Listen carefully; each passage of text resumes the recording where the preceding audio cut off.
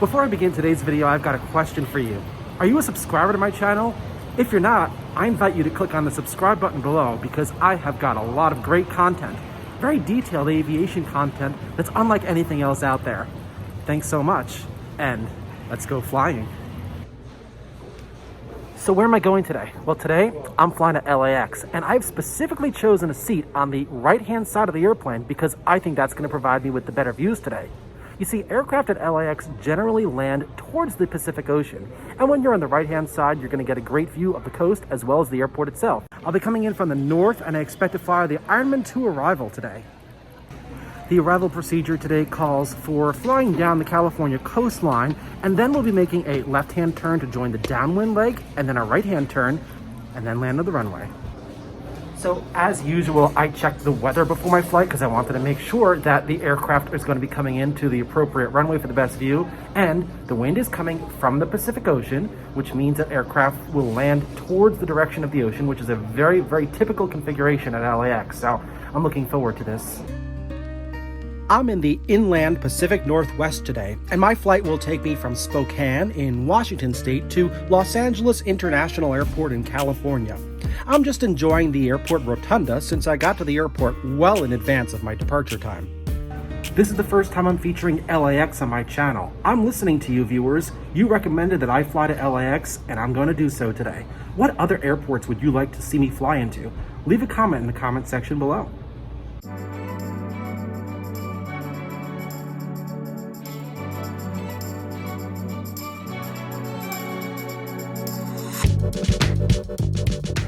Today my flight is going to be operated by SkyWest, and the aircraft type is an Embraer 175. Do you know what that means?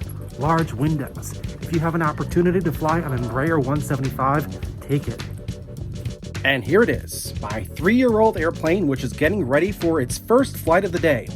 The Embraer flew in last night from LAX, and it's being prepared for its 8:33 a.m. departure. Boarding occurred right on schedule, and before I knew it, I was walking down the jetway leading the first boarding group.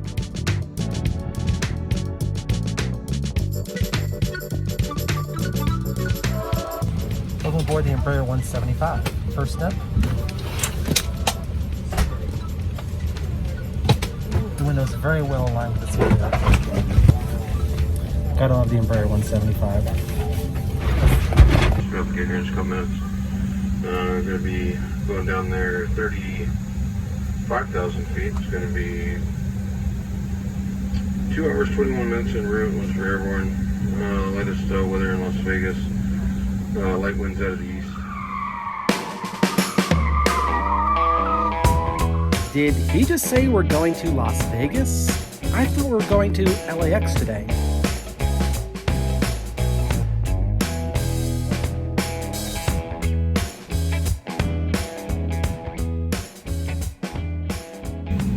Well, ladies and gentlemen, from the flight tech just informed me that I told a lie over that first announcement. Told you we were going to Las Vegas. We are not going to Las Vegas. We are going to Los Angeles. Las Vegas is our alternate, and I was reading as I was making that announcement. I do apologize for the error, but we are going to Los Angeles, and yeah, we'll take you there instead of Las Vegas. Sorry about that. Well, I'm glad that he's going to take us to Los Angeles. It's time for the ramp controller to clear us to push back. LAX, here I come. This aircraft has 2 forward doors and 2 doors at the back. All exits are clearly marked with exit signs and instructions for operation. In an emergency, lights will illuminate the aisle to guide you to an exit. With the ground crew in place and the tug in position, we move backwards away from the terminal building on this cloudy and cold day.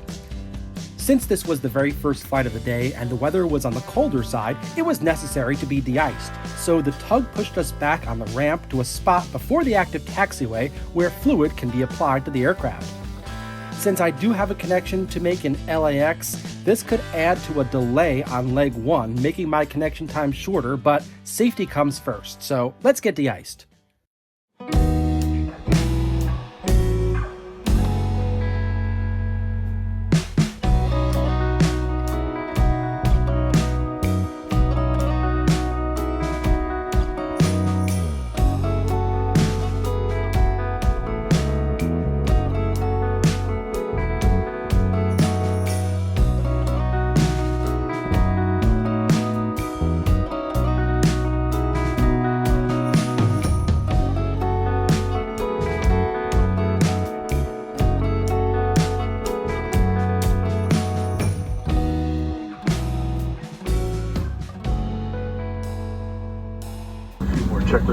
through after the de-icing process. We should be on our way in about 5 minutes. Once we got de-iced, we sat in position for a very long time. Then the pilot came on with this message. When we were starting, we got the de-ice procedure all done. We got one engine started. When we were starting the other engine, we got a message about the other engine on our computer here. And I've been on the phone with our maintenance control department, almost this entire time, trying to work out a way,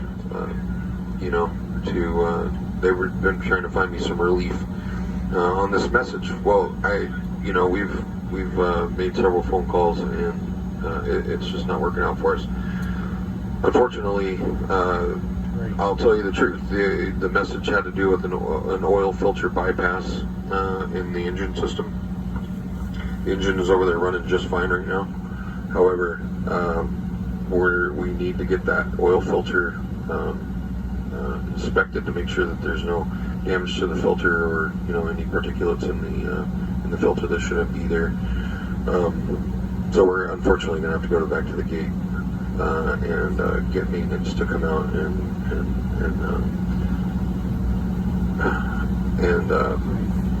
inspect that. It's gonna be a while. It's not gonna be 30 minutes or 45 minutes or an hour or anything like that. It's gonna be much longer time than that. I do apologize. I can't give you any information, but as soon as I do get that information, I will relay that to you. It is with my deepest regrets that we are going back to the gate right now. I am so sorry that this is happening, but in the interest of safety, this is what we have to do, and this is why the airplanes are designed to tell us when they're having a problem. So, we're going back to the gate to do that. So I'll talk to you more at the gate. If you have any questions for me personally, I'll walk through the cabin and answer those questions for you. But for now, we're going back to the gate. Thank you very much. I'm back in the terminal. I'm not going to LAX today. There was a problem with the oil on the number 1 engine, and we had to return to the gate. And unfortunately, I wasn't going to be able to make my connection in LAX. So I'm now booked on a flight to Salt Lake City on an A320. The problem is that this flight to Salt Lake City doesn't depart until hours later, so all I can do is wait.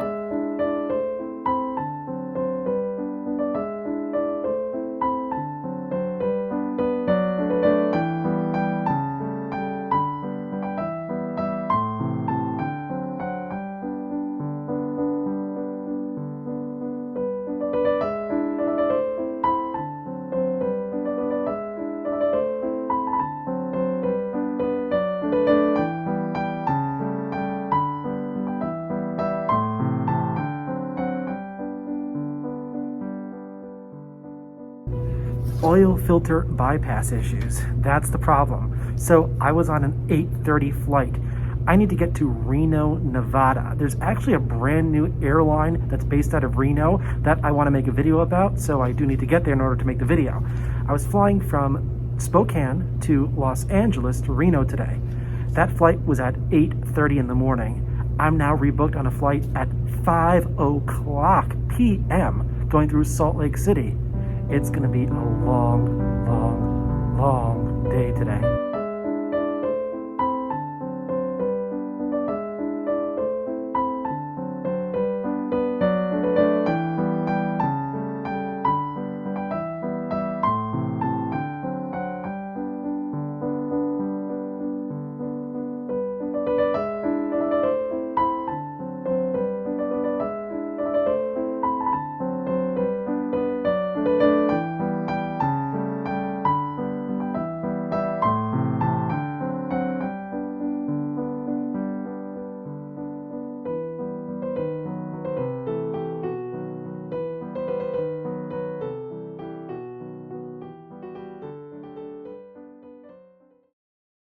I waited a really long time for my flight.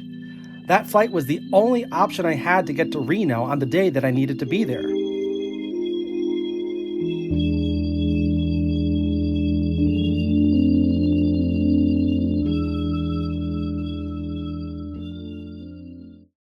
Well, it is now time to board. The last time I boarded an airplane earlier today at this airport, it was 7:30 in the morning.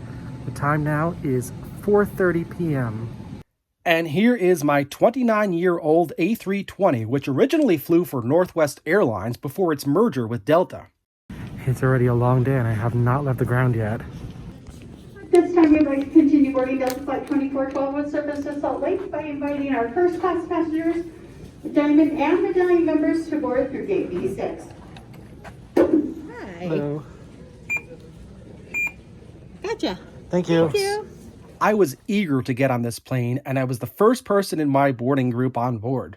I also wanted to make sure that I was on early since my seat is in the first row, and there's no underseat storage, so all of my belongings have to go above. All right, second boarding of the day. I hope this goes well. And within seconds, I turned the corner and found myself at seat 1D.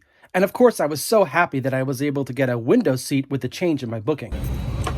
Well, I started off with an Embraer 175, and it turned into an A320. The windows are a little bit smaller, but I think we're gonna get off the ground this time.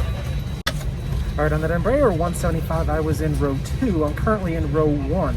There's not as much leg room here in row 1 as there is on an Embraer 175, but I'll take whatever I can get. It's actually kind of tight in row 2, but I'm happy now because I'm on board and I'm going to Salt Lake City. Well, so much for strategically choosing the right side of the airplane for my flight to LAX. For this flight, I just took whatever they gave me, but I got really lucky. The seat next to me is empty. As the rest of the aircraft's passengers boarded, the flight attendants ensured that everything was in place. I have to say, I really like the interior of the A320. It's so hard to believe this is 29 years old. It's a millennial already. Our boarding doors now closed. You may continue to use mobile devices as long as they are set to airplane mode. In the cockpit, the captain requested clearance to push back, and since the ramp traffic was very light, we were allowed to push back right on time. At this point, later in the day, the temperature had risen significantly and it was not necessary to de-ice. De-icing would mean a later arrival time into Salt Lake City, but it really didn't matter to me because, well, I have a long layover in Salt Lake City. Yep, more time waiting. It's a good thing I love airports. I can hear the engines this time. We're gonna make it. Once the tug was removed, we contacted ground control in the FAA's control tower for clearance to get to the active departure runway. We'll be departing to the southwest today with a headwind to help us get airborne. So we're turning left onto taxiway Alpha to runway 21. We should be at the runway very, very soon. GEG is not a terribly busy airport, and no matter which runway we use, we're able to get there in just a few short minutes. One of the benefits of sitting on the right-hand side of the airplane when you turn right onto the runway is that you're going to get a fantastic view of the runway.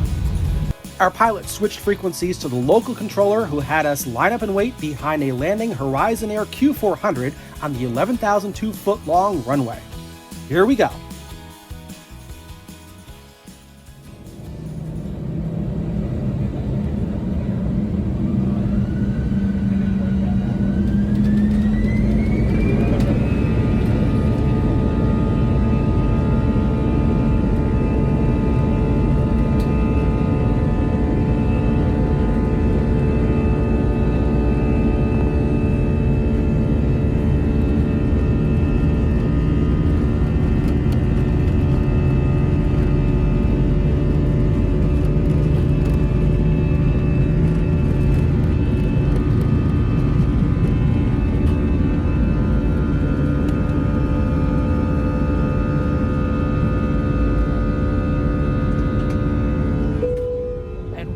Airborne.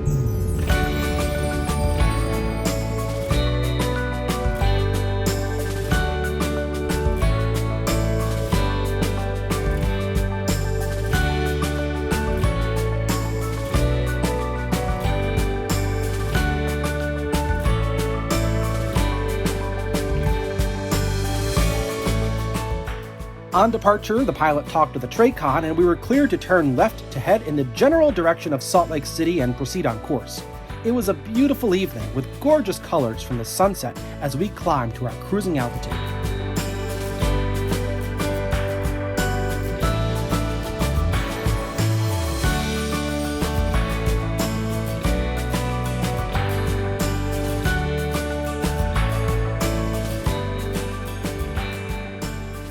The map on the IFE system shows a good overview of our routing today to Salt Lake City. Shortly after takeoff, I was offered some light snacks and a beverage. The flight is just over an hour, so service is very limited due to the time constraints.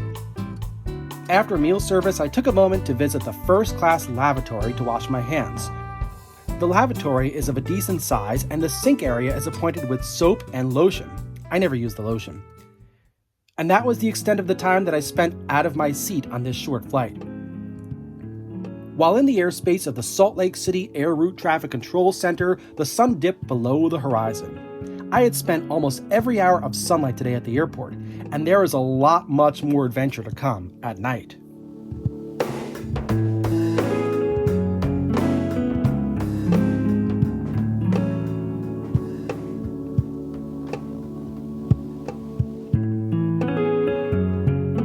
Before I knew it, we were following an arrival procedure called the Skis 5 Arrival, which begins at Burley, Idaho. Today, we'll be landing on runway 34 left, and the published Skis 5 Arrival procedure splits into two paths, depending on the direction of our landing. Before we reach 10,000 feet while northwest of Salt Lake City, we proceed on a course that takes us to the west of the airport, essentially bypassing the airport on the left-hand side of the airplane. This procedure keeps us away from the mountains to the east of the airport and high enough to stay away from departing aircraft to the north. Once we're well past SLC Airport, we're instructed by the Salt Lake City Approach Control Facility to make a left turn to join the base leg and final approach course. Then we can fly straight into the runway. Much of the approach is in darkness, and if it were light outside, we get some spectacular views of the Great Salt Lake and the Kennecott Copper Mine off to the right side, but since there aren't many lights here, there really isn't too much to see. It isn't until we turn left around the South Valley Regional Airport until we begin to see the city lights in the community of West Jordan. Once we fly straight in, on the right side, we have views of Taylorsville, Murray, and South Salt Lake. Salt Lake City is seen only when on short final. The Salt Lake City Airport Control Tower has cleared us to land on runway 34 left.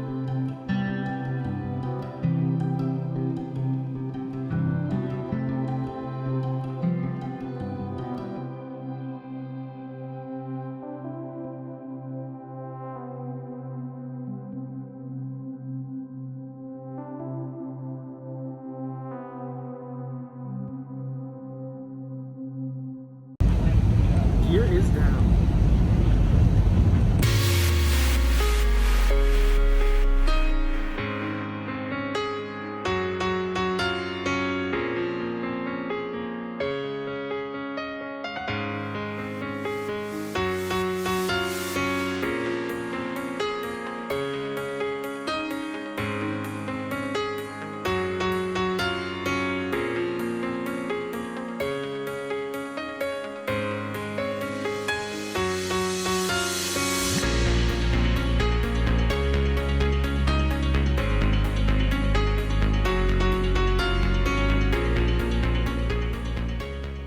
Runway 34 left is 12,000 feet long, and the airport elevation is around 4,200 feet. Ground control gave us taxi instructions to taxi to the ramp, and before we approached the ramp area, we received clearance to our gate from the ramp controller. The flight is now complete, but the night is far from over. I still have hours to go. This is not LAX. Thanks. Thank you. All right, I am off of the airplane here at Salt Lake City.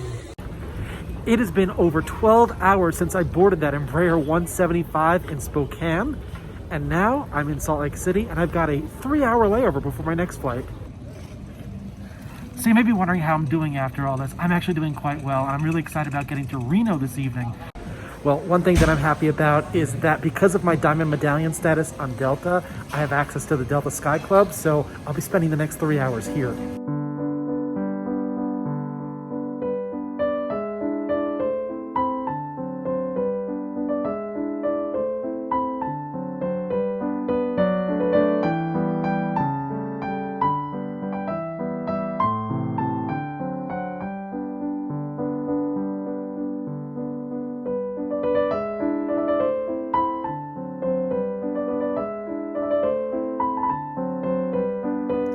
This beautiful airport oasis was the perfect place to spend my layover. A gorgeous space with fantastic views, food, and drink is what the Sky Club is all about. I felt very refreshed after my stay here.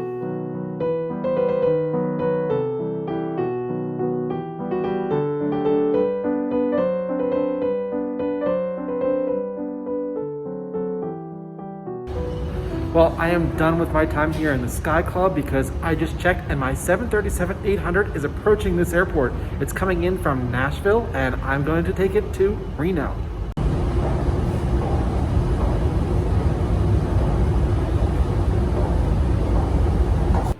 The Delta Sky Club is here in the A concourse. My flight is going to be leaving from the B concourse, so it's a bit of a walk to get there. I'm going to walk about halfway down the A concourse, then I'll take a tunnel to the B concourse. It's all walking tonight. This is a big terminal, and it's only going to get bigger when the construction is 100% complete.